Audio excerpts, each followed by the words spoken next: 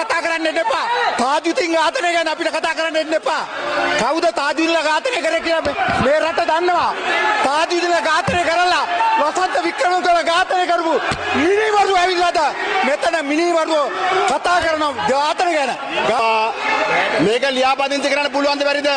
ලියාපදිංචි කරාම ඇක්සිඩන්ට් එක වෙන්නේ නැහැ කියලා කියනවනේ. ඉතින් මේක ගරු මේ ඔබතුමා අවුරු හරි කියපු එකක් එනලා මෙතන කතා කරන්නේ. නායකතුමා නෑ ගරු සභාපතිතුමියනි මන්ත්‍රීතුමාගේ වෙලාවෙන් අඩු කරන්න එපා.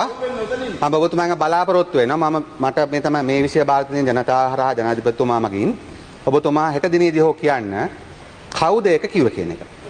ඔය කාර්යය. ඒකෙන් පැනලා යන්න එපා. ඒකෙන් පැනලා යන්න එපා.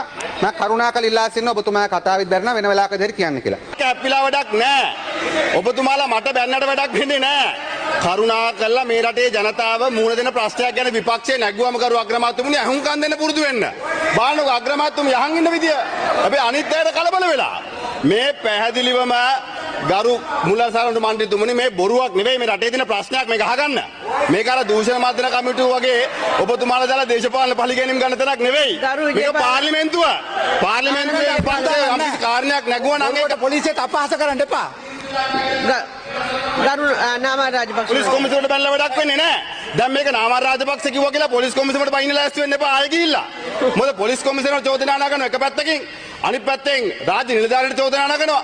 ඔබතුමාලාගේ ජනාධිපතිවරයා කියනවා හමුදාව කියලා තුවක්කු පන්නලා මිනි මරනවා කියලා. මොකද්ද මේකේ තේරුම?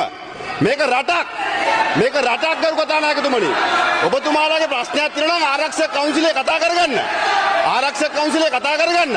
ආරක්ෂක කවුන්සිලේ කියන්නේ දේශපාලන රැස්වීමට කියලා ලෑස්ති වෙන්න එපා. මිනිමරුව ගැන අපිට කතා කරන්න එන්න එපා.